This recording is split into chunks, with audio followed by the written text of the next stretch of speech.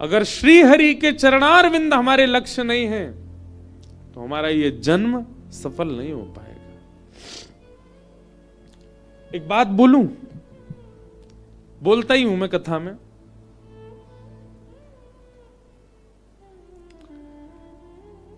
मानव के जितने लक्ष्य हैं ना जीवन में प्राप्त करने के, मुझे ये चाहिए, वो सारे लक्ष्य रावण के भी थे।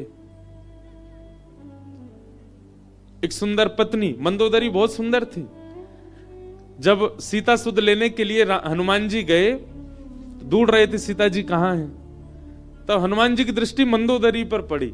तो मंदोदरी के रूप को देख करके अनंत बलवंत श्री हनुमान जी महाराज, अष्ट सिद्ध नवनीत के दाता, साक्षात श्री हनुमान जी महाराज, जिनकी दृष्टि कभी चूक नहीं सकती, मंदोदरी को देख करके, शयन अवस्था में थी मंदोदरी, एक बार को हनुमान जी को लगा कहीं यही सिया जी तो नहीं है। अरे एक क्षण को भी क्यों लगा। मंदोदरी सामान्य कन्या नहीं थी, उसका स्वरूप, उसका स्वभाव वो कहीं ना कहीं शुद्ध था। हनुमान जी भी एक बार को लगा कि कहीं ये सिया जी तो नहीं है, लेकिन फिर बाद में वे संभल गए। दूसरे ही क्षण उनको लगा कि नहीं, ये नहीं हो सकती। क्यों? हल्का फुल्का श्रृंगार था, केश कढ़े हुए थे। हनुमान जी को लगा राम वियोग में हमारी जानकी जी के केश कढ़े नहीं हो सकते। मंदोदरी सामान्य नहीं थी, मतलब श्रेष्ठ पत्नी थी रावण के पास, श्रेष्ठ संतान थे रावण के। अक्षय कुमार को क्या समझते हैं आप? इंद्र की आधी पदवी खाली रहती थी हमेशा, वो जब चाहे जाकर के बैठ सकता था। साम्राज्य की कोई कमी नहीं, संपत्ति की कोई कमी नहीं, संतान की कोई कमी नहीं, पत्नी की कोई कमी नहीं, और सुंदरता। हमारे पूज्य नाना जी बताते थे कि रावण कोई भयावह कुरूप नहीं था, हम लोगों ने उसको कुरूप भयावह बनाया। रूप और तन से भी अच्छा था रावण। वो भयावह इसलिए लगता 10 मुख मानते हैं हम उसके, पर एक प्रकार से इसके पीछे एक और कारण है कि रावण के 10 मुख के अलावा रावण के पास 10 बुद्धिमानों के समान बुद्धि थी, इसीलिए भी उसको दशानन कहा जाता था। एक बुद्धिमान के पास जितनी बुद्धि होती है, ऐसे 10 बुद्धिमानों के पास भी अत्यंत बुद्धिमानों के पास जैसी बुद्धि होती है, ऐसी रावण के पास थी, इसीलिए दशानन कहा जाता। वो 24 घंटा 10 मुख लिए घूमता नहीं था, एक ही मुख में रहता था, लेकिन उसका बुद्धि इतनी प्रबल थी, इतनी तीव्र थी कि 10 अत्यंत विद्वान लोग मिलकर के जो निर्णय लेंगे वो अकेला रावण ले लेता था।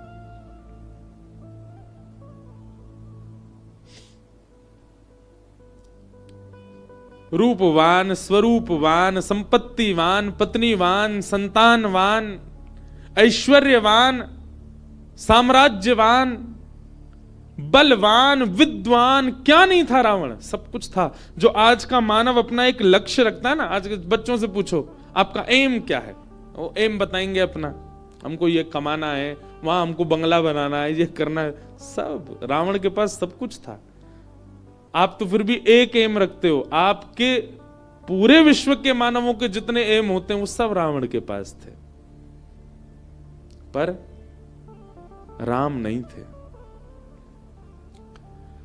शरीरम स्वरूपम तथा वा कलत्वम रतश्चारु रुचिरम धनम मेरुतुल्यम मनश्रेण लग्नम रामचरणारविंदम ततः किम ततः किम ततः किम ततः किम।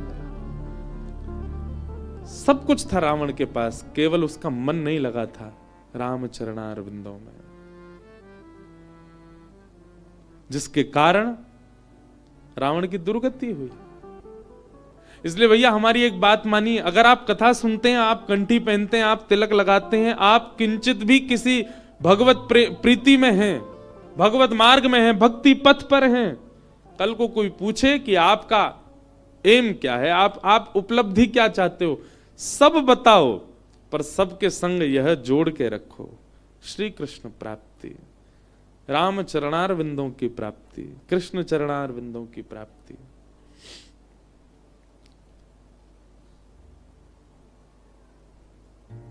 कर्तव्य जब तक जीवित रहना है सबको करना है, मैं भी कर रहा हूं, मुझ पे भी गाड़ी है, मेरा भी घर है, मेरे पास भी फोन है, मेरे पास भी सब कुछ है, पर हमारा उद्देश्य ये सब नहीं है। हमारा उद्देश्य, हमारा लक्ष्य कुछ और है। वो क्या है? श्री कृष्ण प्राप्ति। कृष्ण प्राप्ति करम सस्वत, ये उद्देश्य है। अब उस उद्देश्य के लिए सब साधन बने। देखो बहुत ध्यानपूर्वक सुनिएगा, हम लोग साधन का प्रयोग करते हैं साध्य के प्रति। साधन और साध्य का अंतर क्या होता है? साधन मतलब व्हीकल और साध्य मतलब डेस्टिनेशन। आपको देहरादून से दिल्ली जाना है तो आपके पास में बस रूपी साधन भी है, गाड़ी रूपी साधन भी है, ट्रेन रूपी साधन भी है, फ्लाइट रूपी साधन भी है। लेकिन आपका साध्य क्या है? आप इन साधनों से प्राप्त किसको करना चाहते हैं? दिल्ली को। मानव क्या कर लेता है? मानव साधन को ही साध्य मान लेता है। मानव को लगता है बस ही मेरा साधन, मेरा साध्य, इसी की प्राप्ति थी। हवाई जहाज में बैठना ही है, बस हवाई जहाज से उतरना ही नहीं है, चाहे दिल्ली उतर जाइए, इसको नहीं छोड़ूंगा, यही मेरा साध्य है। हमारी स्थिति ऐसी बन गई है। धन साध्य नहीं है, साधन है। संपत्ति साध्य नहीं है, साधन है। पत्नी, बच्चे, परिवार, ऐश्वर्य, ये सब कुछ साधन है। इन साधनों के माध्यम से भगवत साध्य की प्राप्ति करनी है। पर हम लोग क्या कर रहे हैं? हम साधन को ही साध्य बोल देते हैं। मतलब एक प्रकार से कहा जाए, थोड़ी सरल भाषा में कहूं, आपसे किसी ने पूछा आपके जीवन की उद्देश्य क्या है? आप कह रहे हो बस में बैठना। वाह, ये कोई बात है? बस में बैठना तुम्हारा जीवन का उद्देश्य है? अगर मैं ये कहता हूं कि बस में बैठना मेरा जीवन का उद्देश्य है तो आपको हंसी आ जाती है। तो फिर जब हम कहते हैं कि आपके जीवन का उद्देश्य क्या है? धन कमाना, इतनी संपत्ति कमाना, इस पर देवता भी उसी प्रकार हंसते हैं जैसे बस में बैठने वाले पर हंसा जा रहा है। बोले वाह, ये साधन को अपना साध्य बता रहा है। आपके जीवन का उद्देश्य क्या है? मुंबई के मरीन ड्राइव पर सुंदर सा बंगला बनवाना। देवता हंसते हैं, वाह, साधन को अपना साध्य बता रहा है। आपका उद्देश्य क्या है? संसार की सबसे सुंदर कन्या से या संसार के सबसे सुंदर पुरुष से ब्याह करना। देवता हंसते हैं उस समय। ये सब साधन हो सकते हैं, ये सब व्हीकल हो सकते हैं, पर साध्य तो केवल श्री कृष्ण है। इन सब के माध्यम से आप कृष्ण की ओर ही बढ़ो, कृष्ण की ओर ही जाओ। चाहे वो धन हो, संपत्ति हो, घर हो, गाड़ी हो, बच्चे हो, पत्नी हो।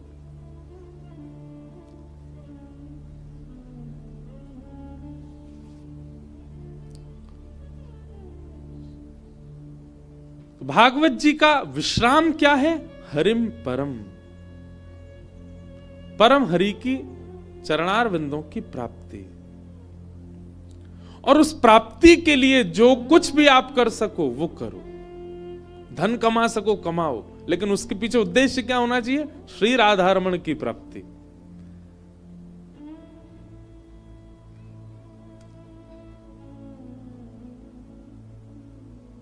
सबके प्रति कृष्ण प्राप्ति करम सस्वत।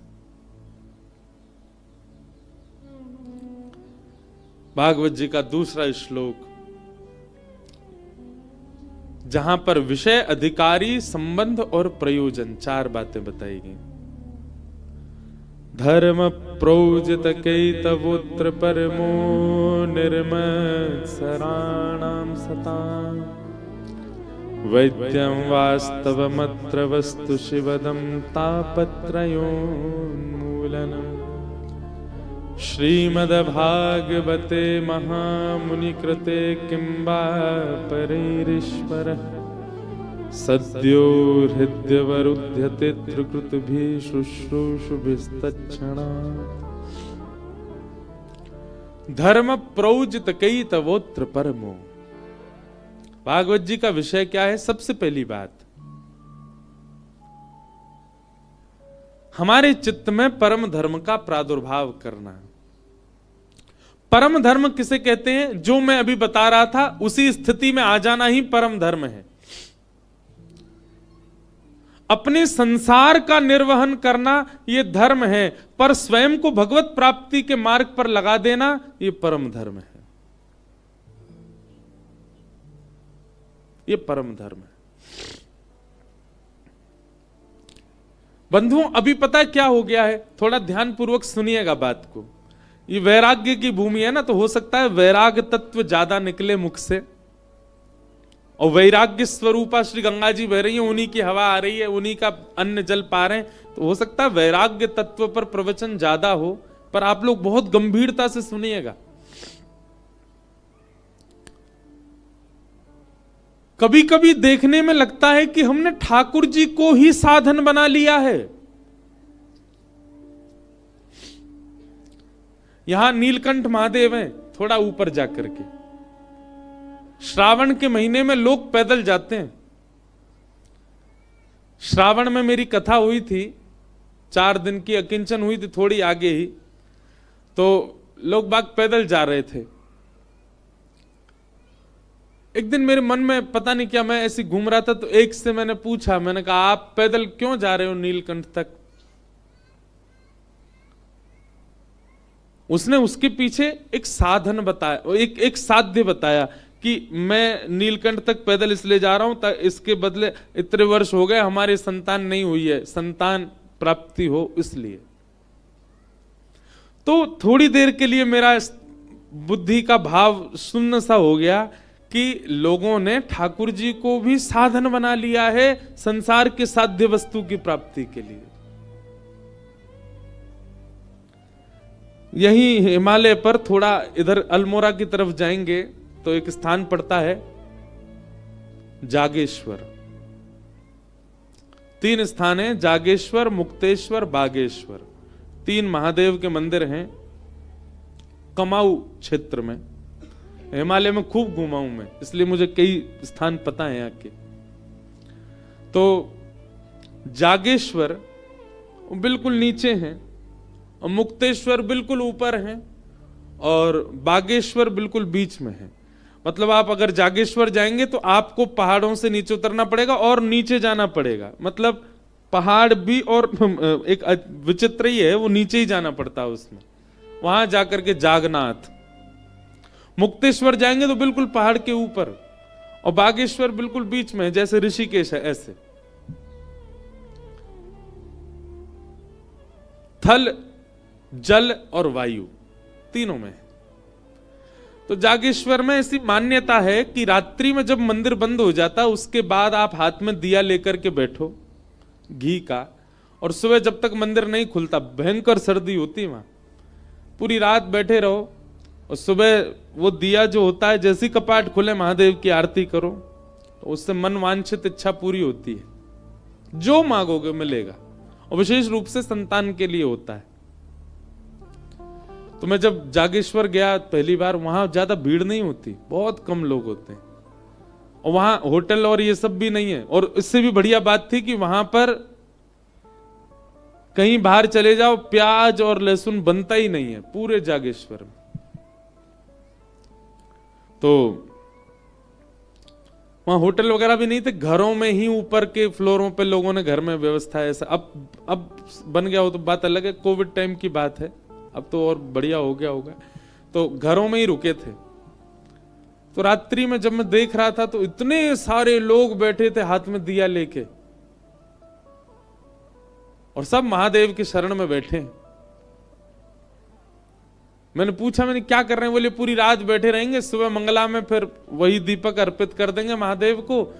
इसमें से अधिकतर वो होंगे जो संतान की कामना से हैं, कई लोग अपने व्यापार की वृद्धि की कामना से होंगे, कई लोग जीवन के कई और। मतलब महादेव जो कि साध्य हैं, उनको भी व्यक्ति ने साधन बना लिया अपनी किसी साध्य की प्राप्ति के लिए। और वो साध्य क्या है? संसार की वस्तु। जो संसार की वस्तु कभी ना कभी कष्ट, और कभी ना कभी कष्ट कभी ना कभी नहीं देती है, देती ही है। संसार की यदि कोई वस्तु है, आप उससे प्रसन्न हमेशा रह ही नहीं सकते। किसी को भी उठा लीजिए, चाहे वो भोज्य वस्तु हो, भोग्य वस्तु हो, हर वस्तु आपको एक दिन कष्ट देती है। आप 2 लाख रुपए का फोन ले आइए, क्या उससे कष्ट नहीं होगा? कभी ना कभी उससे भी पीड़ित तो हो ही जाओगे। कितनी भी बहुमूल्य वस्तु ले आइए, उससे भी आपको कभी ना कभी पीड़ा, वह भी आपको अप्रिय लगने लगेगी। और हम अप्रिय वस्तुओं को, संसार की उन वस्तुओं को ठाकुर जी को साधन बना करके मांग रहे हैं। कितने बड़े दुर्भाग्य की बात है।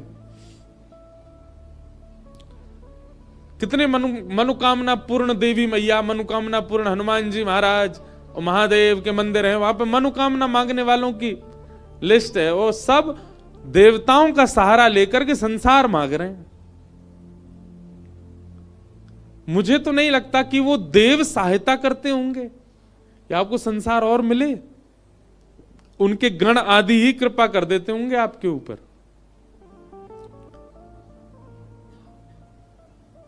कभी पता चल जाए कि यहां कुछ मांगने से पूर्ण होता है, वहां जाकर के कभी ये क्यों नहीं मांगते कि हमारा स्वभाव अच्छा हो जाए, हमारे अंदर लोभ बहुत है, वो लोभ नष्ट हो जाए, हमारे अंदर थोड़ी दया आ जाए। हम लोगों से बहुत निर्दय रहते हैं। हम कभी ये क्यों नहीं मांगते कि हम सरल हो जाएं, हम सहज हो जाएं, हमारा स्वभाव बहुत अच्छा हो जाए, हम भगवत प्राप्ति के लायक बन जाएं। ये सब कभी नहीं मांगता व्यक्ति।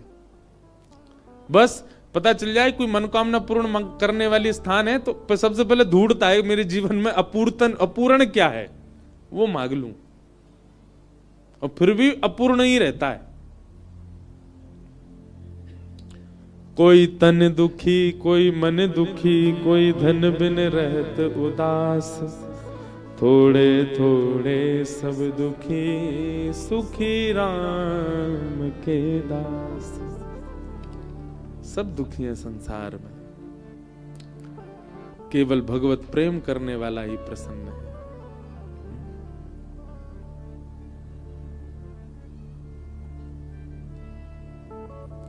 इसीलिए कहता हूं मैं, हरि का भजन करो, हरि है हमारा, हरि का भजन करो, हरि है हमारा। करताल बजा के गाओ। हरि का भजन करो, हरि है हमारा, हरि का भजन करो, हरि है हमारा। हरि नाम लेने वाला, हरि नाम लेने वाला, हरि नाम गाने वाला, हरि नाम गाने वाला, हरि का है प्यारा, हरि का भजन करो, हरि है हमारा, हरि का भजन करो, हरि है हमारा। श्री राधा रमण लाल की।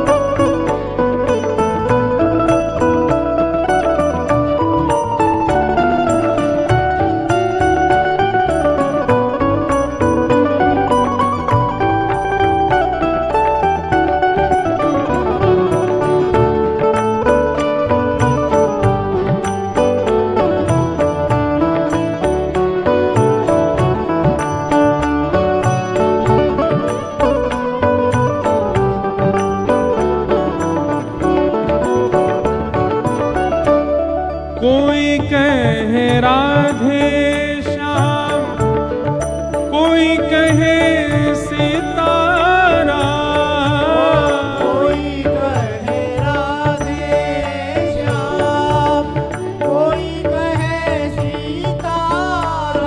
भैया पीछे वाले बेचारे गा रहे हैं, आगे वाले भी गाएंगे तो बढ़िया लगेगा उन्हें। हमें पता है आप बहुत व्यवस्था में बैठे हो, लेकिन कथा के कुछ नियम क्रम है, उनको भी पालन करो, भाव से गाओ। हम कथा कई बार आंख बंद करके इसीलिए करते हैं क्योंकि भाव श्रोताओं को देख के ही आता है। और कोई उबासी ले तो सो तो झोंक तो दिख जाए ना, फिर कथा नहीं होती है। इसलिए बहुत भाव से गाओ। बगल वाला यदि जरा भी आलस करे उसको कोनी मारे, बोले उठ बे, कथा कर, कथा सुन, बढ़िया प्रेम से गाओ। कोई कहे राधे श्याम, कोई कहे सीताराम, कोई कहे राधे श्याम, कोई कहे सीताराम। कोई कहे राधे श्याम, कोई कहे सीताराम, कोई कहे राधे श्याम, कोई कहे सीताराम। कोई गिरधर गोपाल, कोई राधा माधव लाल, कोई गिरधर गोपाल, कोई राधा माधव लाल। यही हरि दीन बंधु,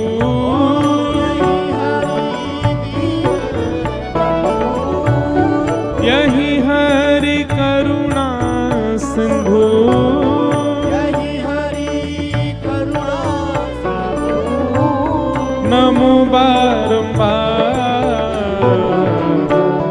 हरि का भजन करो, हरि है हमारा। हरि का भजन करो, हरि है हमारा। हरि का भजन करो, हरि है हमारा। हरि का भजन करो भजन, करो, हरि है हमारा। मैं हरि नाम लेने वाला, हरि नाम लेने वाला, हरि नाम गाने वाला, हरि नाम गाने वाला। ओ हरि का है प्यारा, हरि का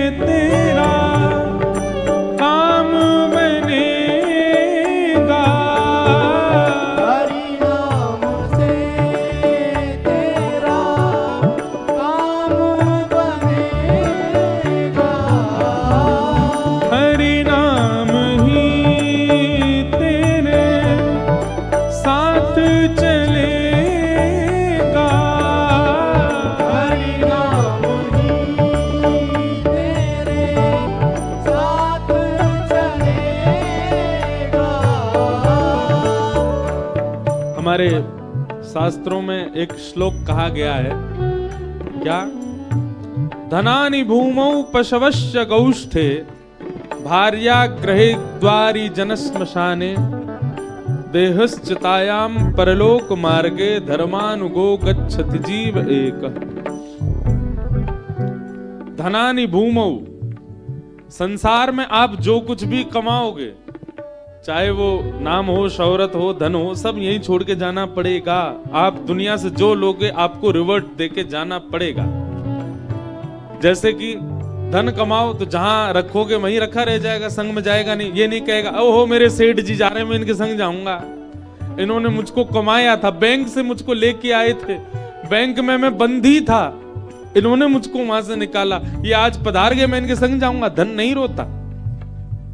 पशवश्च गौष्ठे, आप कितनी भी गाड़ियां महंगी महंगी खरीद लीजिए, वो नहीं कहेंगे कि वो हो ये सेठ जी ने हमको खरीदा था, हमारे अंदर पेट्रोल डलवाया था, यही हमको बद्रीनाथ, केदारनाथ, मनाली घुमा के लाए थे, आज चले गए, हम इनके साथ जाएंगे ना।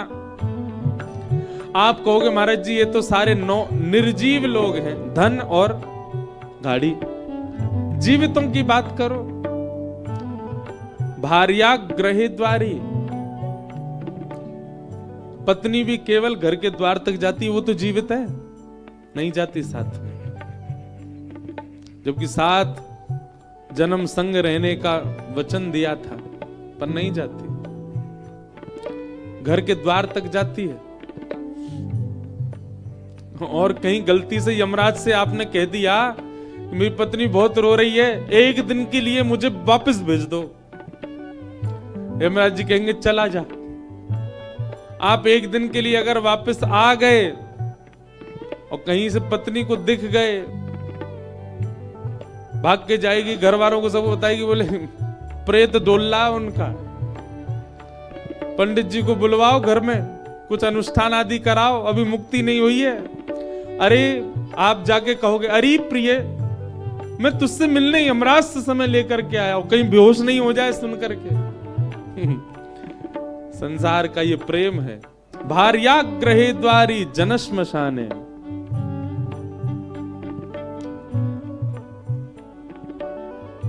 भाई बंधु मित्र आदि ये सब भी केवल शमशान तक साथ जाएंगे, उससे आगे कोई नहीं जाएगा। आपका देह भी नहीं जाएगा, वो भी केवल चिता पर जाएगा, वहां जल करके ये भी यहीं रह जाएगा। फिर आपके साथ आगे की यात्रा करता कौन है?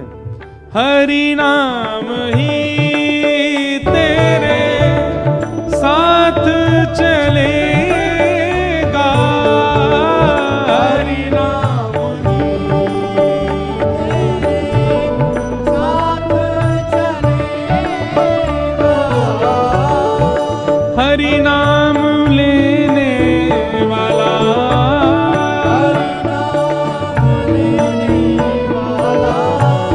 हरि नाम गाने वाला,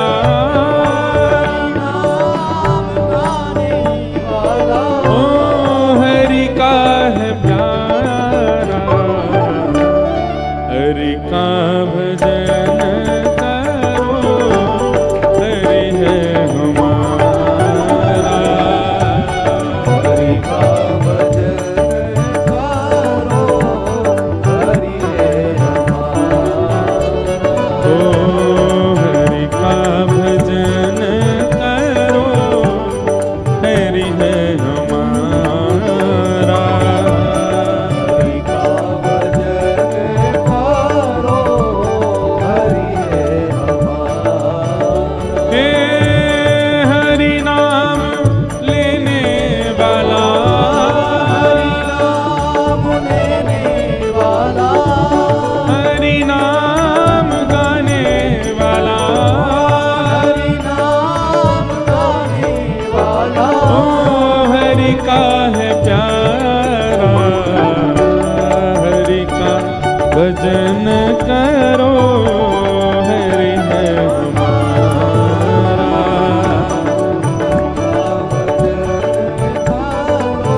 गाओ भाव से, हे हरि का भजन करो, हरि है हमारा,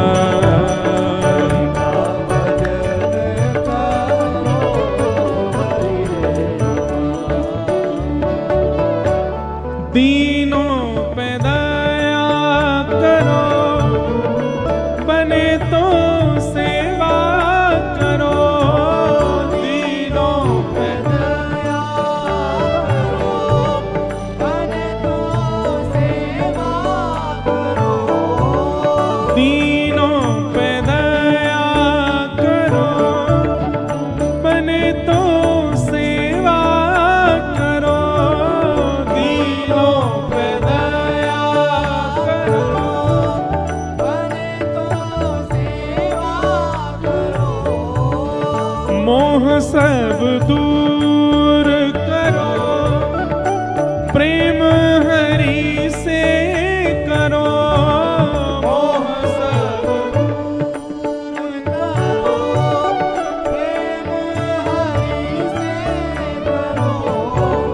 यही भक्ति यही योग, भक्ति यही योग, यही भक्ति यही योग,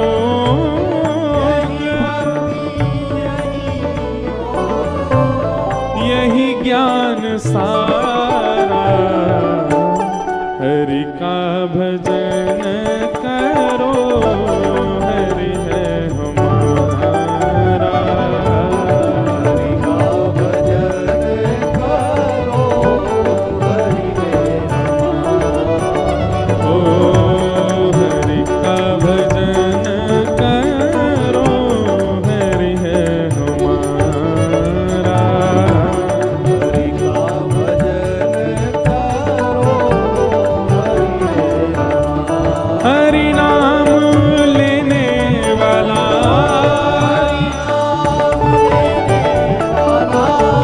हरि नाम गाने वाला, ओ हरि का है प्यारा। हरि का भजन करो, हरि है हमारा।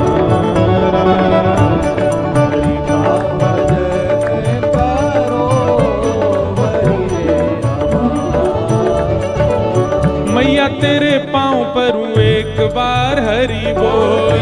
तेरे पाँव परूं एक बार हरि बोल। अरे भैया तेरे पाँव पड़ूं एक बार हरि बोल। भैया तेरे पाँव परूं एक बार हरि बोल। ए मैया तेरे पाँव पड़ूं एक बार हरि बोल। भैया तेरे पाँव परूं एक बार हरि बोल। देखो महाप्रभु श्री चैतन्य महाप्रभु जिस गांव नगर में जाते हैं ना, वहां यही कहते हैं, मैया तेरे पाँव पड़ूं। बोले काय को? बोले एक बार हरि बोल बोल दो बस। लोग बाग कहते, बोले हम बोल देंगे हरि बोल, इसका फल हमको। एक बार एक व्यक्ति ने हरि बोल बोल दिया, उसको कह दिया, बोले कि अब तुम मरने के बाद चाहे तुम स्वर्ग नरक, वैसे स्वर्ग तो जाओगे नहीं, नरक ही जाओगे, भजन तो करते नहीं हो। बस नरक जाके यमराज जी से कह देना कि हमने अपने पूरे जीवन में 90 साल 80 साल 100 साल जितने जिए, हमने एक बार हरि बोल बोला है, उसका फल क्या मिलेगा।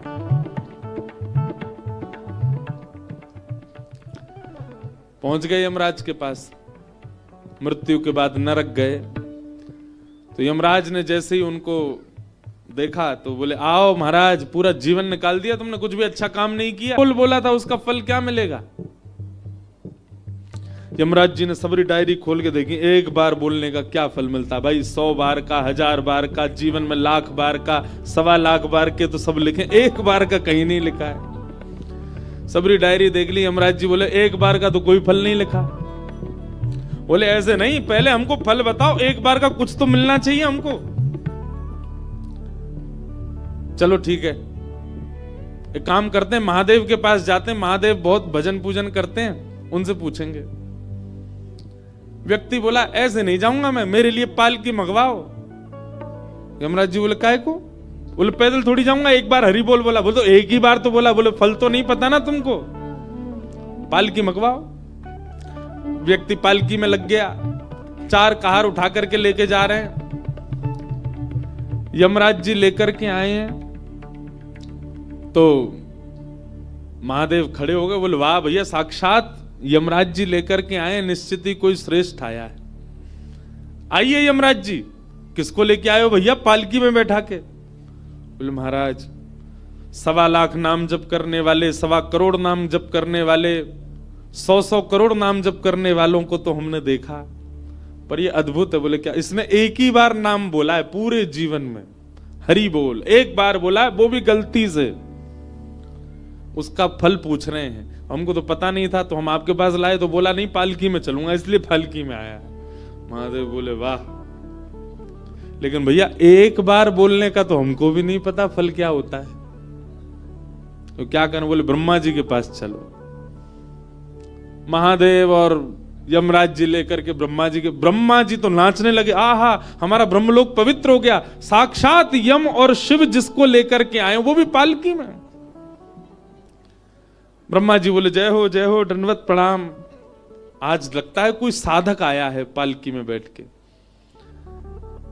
यमराज जी से पूछा कहिए कैसे लाए? यमराज जी बोले महादेव बताएंगे। महादेव बोले बस पूछो मत भैया, इसने एक बार जीवन में हरि बोल बोला है, उसका फल पूछ रहा है, उसी के कारण यमराज जी मेरे पास आए, मैं लेके तुम्हारे पास आया हूं। ब्रह्मा जी बोले एक बार बोला है बस? बोला हाँ। बोले भैया देखो एक बात बताएं, नाम जापक हम देवताओं में नारद जी हैं, उनके पास चलते हैं, उनको पता होगा पूरे दिन नारायण नारायण करते रहते हैं। महादेव बोले तुम भी लग जाओ, संग चलो हमारे। अब तो ब्रह्मा जी, महादेव, यमराज जी तीनों लेकर के गए नारद जी के पास। नारद जी तो महाराज लोटा में जल लेके आए, बोले पाद प्रक्षालन करूंगा। कौन है भैया ये? सब लेके आए इसको, निश्चित ही कोई परम वैष्णव आया है। सब बोले भैया इसने एक बार हरि बोल बोला। नारद जी बस एक बार? बोले केवल एक बार। कितना जीवन जिया इसने? बोले 85 साल का होके आया है, और जन्म से 85 वर्ष में एक बार हरि बोल बोला बस इसने। अपलक नेत्रों से नारद जी देखो, वाह भाई कमाल कर दिया तेने, एक ही बार बोला बस। बोला हाँ, इसका फल दो मुझको। नारद जी बोले जब यमलोक से शिवलोक, शिवलोक से ब्रह्मलोक, ब्रह्मलोक से नारद लोक तक आई गए, तो नए के दूर वैकुंठ है, महू चल रहे हैं, साक्षात भगवान से ही पूछ लेंगे जिनका नाम है। शंकर जी बोले ए नारद जी चलो तुम भी लगो। नारद जी, शंकर जी, ब्रह्मा जी, यम जी सब लेकर के उसको जैसे ही वैकुंठ लोक में पहुंचे, आहा शंख चक्र गदा पद्मधारी श्रीमन नारायण भगवान और लक्ष्मी पुष्प वर्षा करने लगे, आइए आइए आइए स्वागत है। निश्चित ही कोई परम वैष्णव आया है, जो 4 लोक के देवता उसको लेकर के हमारे यहां आए, पालकी में बैठा के। चारों ने जाके कहा भगवान बिना पैसा का नौकर बना लिया इसने हमको, इसने केवल एक बार हरि बोल बोला, उसका फल पूछ रहा है। लक्ष्मी जी जोर से मुस्कुरा करके बोली आपको अब भी नहीं समझ आया? बोले क्या? बोले स्वयं यमराज जी, महादेव, ब्रह्मा जी, नारद जी ससम्मान जिसको वैकुंठ लेकर के आए, समझ जाओ वही हरि नाम का फल है। बोले ये एक बार गाने वाले को मिला है, और जो पूरा जीवन हरि नाम गाता उसको क्या मिलता होगा सोच लो।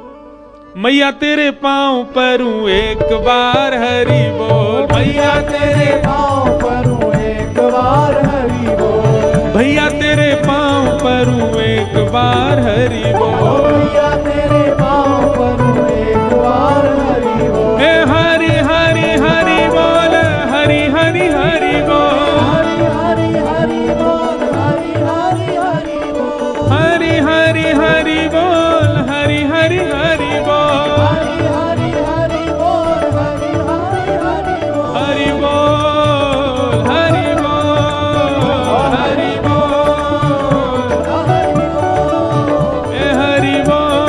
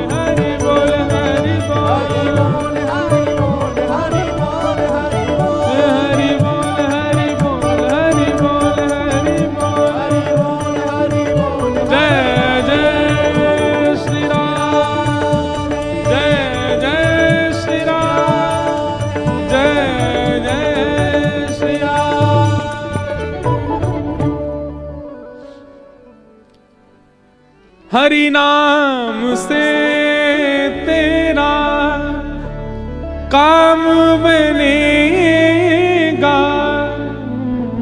हरि नाम लेने वाला हरि का है प्यारा, हरि का भजन करो, हरि है हमारा। श्रीमद् रामानंदाचार्य जी महाराज, बहुत ध्यान से सुनिएगा, ये विश्वास की करने वाली एक कथा है, बहुत ध्यान से सुनना। रामानंदाचार्य जी महाराज सब लोग जानते हैं, रामानंद संप्रदाय के आचार्य। वे जब अपने बाल्यकाल में थे, उनके साथ एक बड़ी सुखद घटना हुई। एक गांव में एक महात्मा आए और वे महात्मा आकर के नाम की महिमा सुना रहे थे। बहुत सावधानी से सुनना सब लोग। नाम महिमा सुनते सुनते श्री रामानंदाचार्य जी महाराज तब अपने पूर्व नाम में और एवं पूर्व भाव में थे, घर गृहस्थी सब परिवार के संग थे। तो आपने खड़े होकर के महाराज जी से कहा, बोले महाराज जी अच्छी बात है कि आप कह रहे हैं नाम गाना चाहिए, नाम उच्चारण करना चाहिए, नाम जप करना चाहिए, पर नाम हमको रोटी थोड़ी खवा देगा। जीवन जीने के लिए कर्म तो करना पड़ेगा ना हमको। नाम से पेट थोड़ी भर जाएगा हमारा, नाम से जीवन थोड़ी निकल जाएगा हमारा पूरा। तो जो आचार्य मंच पर बैठे थे वो बोले भैया अगर पूर्ण विश्वास करो तो नाम पेट भी भर देगा। तो रामानंदाचार्य जी थोड़े छोटे बालक, थोड़ा उनमें हट तो था ही। तो आप श्री ने कहा ठीक है, तो फिर ठीक है, मैं अब कुछ नहीं खाऊंगा, केवल राम राम जपूंगा, देखता हूं राम जी मेरा कैसे पेट भरते हैं। और गांव से दूर चले गए। गांव से दूर एक नदी के किनारे एक विशाल वटवृक्ष था। उस वटवृक्ष के नीचे जाकर के बैठ गए और राम राम राम राम राम राम राम राम राम राम राम राम जपने लगे। तभी आपने देखा कि नदी के किनारे कुछ लोग विचरण कर रहे हैं। तो आपके मन में भाव आया कि हो सकता है कि मुझे साधु महात्मा कुछ संत समझ के ये लोग खाने पीने दे जाएंगे मुझको, इसलिए आपने सोचा नीचे बैठना उचित नहीं, पेड़ के ऊपर बैठ जाता हूं। पेड़ के ऊपर बैठ गए।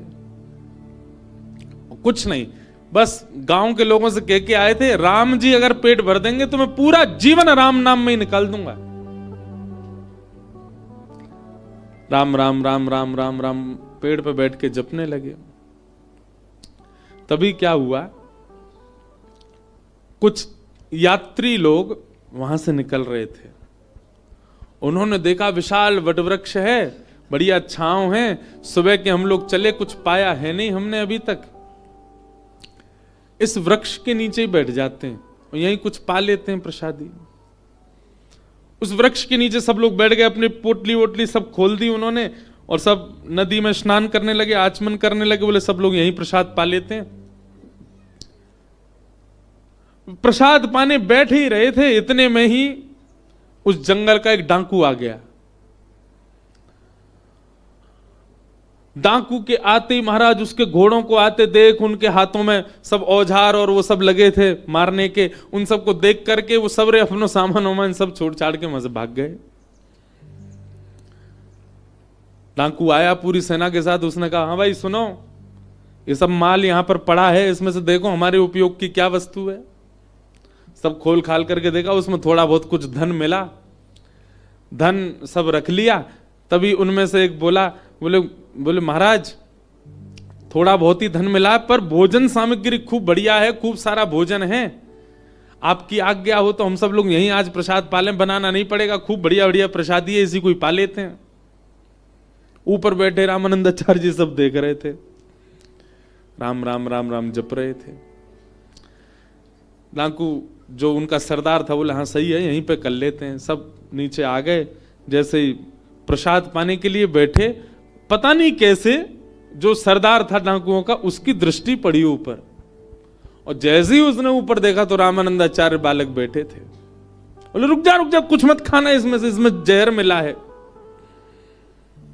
बोले क्या, आपको कैसे पता? बोले ऊपर देखो ये बालक, इसने षड्यंत्र रखा है, हमको ना जाने कहां कहां के राजा ढूंढ रहे हैं पकड़ने के लिए, इस बालक को उन्होंने ही भेजा होगा और ये पूरे भोजन में उन्होंने विष डाल दिया ताकि हम लोग पावें और हम जैसे ही हमारी बेसुध हो जाएं, मर जाएं, तो ये बालक जाकर के राजा से खूब सारी सोने की मोहर लेगा।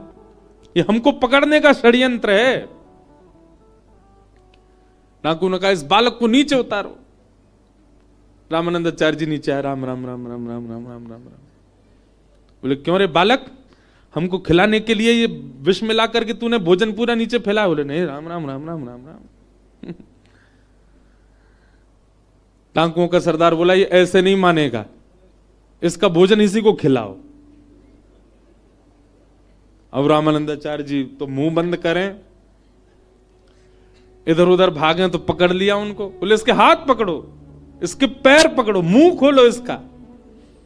और जैसे ही मुंह खोल करके महाराज, अच्छा मुंह खोल करके भी कुछ गलत वस्तु नहीं है, पेड़ा खिला रहे हैं, मोहनथाल खिला रहे हैं, पूड़ी खिला रहे हैं, रबड़ी खिला रहे हैं, जितनी सामग्री थी सब खिला रहे हैं। रामानंदाचार्य जी के नेत्रों से आंसू गिर रहे। बोले जय हो राम जी, ऐसा प्रसाद तो मैंने कभी नहीं पाया कि 56 भोग ठूस ठूस के खिलाए जा रहे हैं। ये है राम नाम की महिमा। और उसी समय हमारे विश्व को, हमारे भारत भूमि को एक आचार्य मिले, श्री रामानंदाचार्य, राम नाम की महिमा से, जिनके शिष्य स्वयं श्री रैदास जी महाराज, श्री कबीरदास जी महाराज, ये सब उनके शिष्य हुए। इसका मतलब ये नहीं कि आप भी बैठ जाओ गंगा जी पे, राम राम राम राम। अच्छा एक बात बोलूं, करके देख लो, कोई बुराई थोड़ा ही है। राम जी कहीं ना कहीं से कृपा कर ही देंगे। लेकिन हम एक बात कह रहे हैं, जब हमको एक कथा से ये बात विश्वास हो गई कि राम नाम से अन्न मिल रहा है, तो क्यों ना उस राम नाम से राम को ही मांग लो। जब अन्न साधन मिल सकता है तो स्वयं राम क्यों नहीं मिल सकते? भगवान नाम अति श्रेष्ठ। इसलिए नाम बहुत आवश्यक है जीवन में, भगवान नाम। और भगवान नाम आत्म कल्याण के लिए होता है, यही भागवत का विषय है। धर्म प्रौजित कई तवोत्र परमो निर्मत्सराणाम सताम वैद्यम वास्तव मत्र वस्तु शिवदम तापत्रयोन्मूलनम श्रीमद्भागवते महामुनि कृते किंबा परैरीश्वर सद्यो हृदय वरुध्य तेत्र कृत भी शुश्रूषुभिस्तच्छणात्। भागवत जी का द्वितीय श्लोक, जहां पर विषय, अधिकारी, संबंध और प्रयोजन 4 बातें बताई गई। सबसे पहला भागवत का विषय क्या है? आप कथा सुनने के बाद में कहीं ना कहीं अब आत्म कल्याण के लिए बढ़ने लगोगे। अभी तक आपकी स्थिति क्या है? कहीं ना कहीं आप देह की पुष्टि का भाव रखते हैं, ऐसा खाऊं जिससे देह पनपे, ऐसा कुछ करूं जिससे मेरे देह को सुख मिले, ऐसा कुछ करूं जिससे मेरा देह प्रबल हो, धनवान हो, संपत्तिवान हो। ऐसी ऐसी इच्छाएं जब देह के लिए आती हैं तब तक आप धर्म कर रहे हो। लेकिन जिस दिन आपके मन में भाव आ जाता है भाई देह तो नश्वर है, इसके भीतर विराजमान जो आत्मा है उसका उद्धार करना है मुझको और देह का माध्यम लेना है, उसी दिन आप परम धर्म करने लग जाते हो। अभी हमारी स्थिति क्या है? आंखों से ऐसा देखूं जिससे आंखों को सुख मिले, पर परम धर्म करने वाली की स्थिति क्या हो जाती? आंखों से उसको देखूं जिससे आत्मा की संतुष्टि हो। संसारी व्यक्ति क्या? ऐसा सुनूं जिससे मैं एंटरटेनमेंट हूं, जिससे मेरा मनोरंजन हो। लेकिन आध्यात्मिक व्यक्ति क्या कहता है? ऐसा सुनूं जिससे मेरा आत्मचिंतन हो। संसारी व्यक्ति ऐसा खाऊं जिससे मेरी जीव को सुख मिले, और आध्यात्मिक व्यक्ति ऐसा खाऊं जिससे मेरा और भजन बढ़े। वजन नहीं, भजन।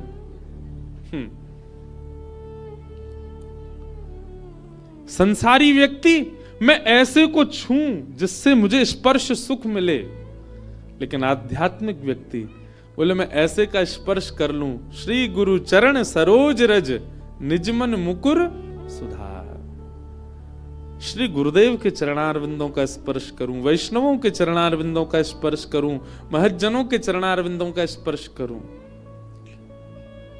संसारी व्यक्ति वो अपने पैरों से चाहता है मैं ऐसी जगह जाऊं जहां अच्छे फोटोज खिंचवा सकूं, अच्छे इंस्टाग्राम और सब जगह पर डालने वाली मेरी फोटोज खिंच जाएं। पर भगवत अनुरागी व्यक्ति वो पैरों से जाएगा मैं प्रदक्षिणा करूं, मैं परिक्रमा करूं, चाहे मेरे देह को भगवत समर्पित करने का भाव आवे। ऐसी स्थिति, ये परिवर्तन आने लग जाए मन में, तो समझो आप भागवत सुन रहे हो। आप कहीं ना कहीं देह से उठ करके आत्म कल्याण की भावना में चले जाते हो। ये भागवत का विषय है।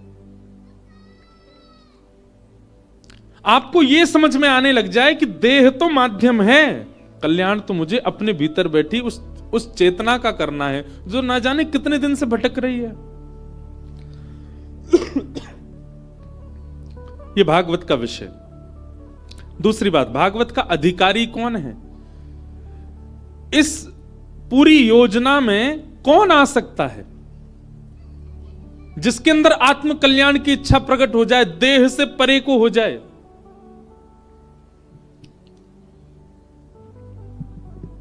तो अधिकारी के लिए बताया गया निर्मत सराणाम सताम, जिसके अंदर मात्सर्य दोष नहीं है। मात्सर्य दोष किसको कहते हैं बंधुओं? दूसरे के प्रति ईर्ष्या होना, किसी के रूप पर ईर्ष्या, किसी के धन पर ईर्ष्या, किसी की उपलब्धि पर ईर्ष्या, किसी की पत्नी को देख के ईर्ष्या, किसी के बच्चों को देख के ईर्ष्या, किसी के पति को देख के ईर्ष्या, इसी को ही मात्सर्य दोष कहते हैं। एक बात बहुत ध्यान से सुनिएगा, हम पिछली 2 कथा से एक बात कह रहे हैं कि आप कितने भी अवगुण युक्त हो जाओ, भगवान फिर भी मिल जाएंगे आपको। आपके अंदर क्रोध ज्यादा, फिर भी ठाकुर जी मिल जाएंगे। आपके अंदर लोभ ज्यादा, फिर भी ठाकुर जी मिल जाएंगे। आपके अंदर मोह ज्यादा, फिर भी ठाकुर जी मिल जाएंगे। आपके अंदर काम ज्यादा, फिर भी ठाकुर जी मिल जाएंगे। लोभियों को मिले हैं, कामियों को मिले हैं, मोहियों को मिले हैं, सबको ठाकुर जी मिले हैं। दूषित खाने पीने वालों को भी मिले, भक्ष खाने वाले को भी ठाकुर जी मिले हैं। सदन कसाई जैसे को भी मिले हैं जो रोज जानवर काट काट के बेचता था। लेकिन ईर्ष्यालु को ठाकुर जी नहीं मिलते, जिसके चित्त में ईर्ष्या भाव है। और एक बात बताएं आपको, मुझसे लेकर के पीछे बैठे हर व्यक्ति के अंदर ईर्ष्या तो आई है। हम सब में ईर्ष्या तो है। कम से कम हमारा भजन इसीलिए बने कि हमारा क्रोध कम ना हो, भले हमारे अंदर बाकी के दोष कम ना हो, लेकिन हे सदगुरु की कृपा, हे गंगा मैया की कृपा, हे भागवत जी की कृपा, हे बद्रीनाथ भगवान की कृपा, हे वृंदावन बिहारी लाल की कृपा, हमारे अंदर ईर्ष्या ना आवे। आप विश्वास मानिए, जिस दिन आपके चित्त से ईर्ष्या गई, आपका क्रोध भी जाएगा, आपका लोभ भी जाएगा, आपका काम भी जाएगा, आपका मोह भी जाएगा। सारे दोष अपने आप निकलना प्रारंभ कर देंगे। घर की नाली जाम हो जाए तो सबसे अंदर जो बड़ी वस्तु फंसी होती है उसमें वो निकल जाए, सब अपने आप निकल जाते हैं। ऐसे ही सबसे बड़ी हमारे हृदय में जो ये गंदगियां हैं, इनके अंदर जो सबसे भारी भरकम है, जिसकी वजह से कुछ नहीं निकल पा रहे, वो है ईर्ष्या। जिस दिन ईर्ष्या निकल गई चित्त से, सब निकल जाएंगे। क्रोध, काम, लोभ, मोह, अभिनिवेश, अहंता, ममता, चिंता, सब निकल जाएंगे।